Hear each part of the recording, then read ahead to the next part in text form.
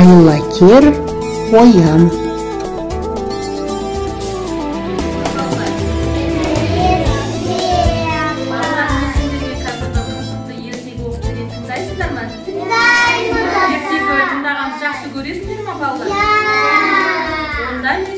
Қазір Айлакер қоян деген ертегін оқып берейін, иә?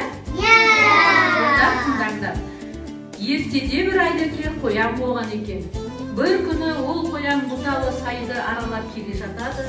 Апанның аузында алқынып, шаршап отырған аюды көреді. Қалқиып қарсы алдында тұра қалады да, оны мазақтап әндете бастайды. Әй, қорғанбай, күнің қараң болған бай.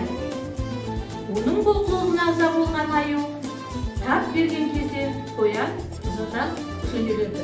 Түбір тегістен орғып ұстатпай кетеді. Сол бетімен әр жерде жүрген қояндарды жинап алады да, жүріңдер, мен сендерге бір қызық көрсетейін дейді. Оның лепіргеніне басқа қояндар таңданады да, сонда да әуестеніп, ол қандай қызық деп сұрайды.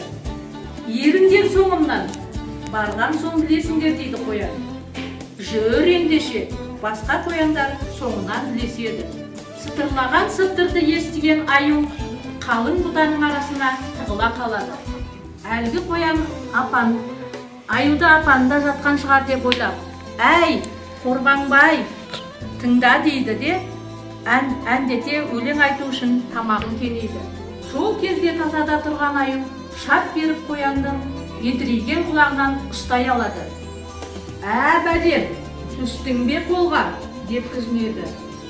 Аю аға, жаңаға ағаттығым үшін кешірім сұрағалы келіп едім дейді айдаға басып қоян.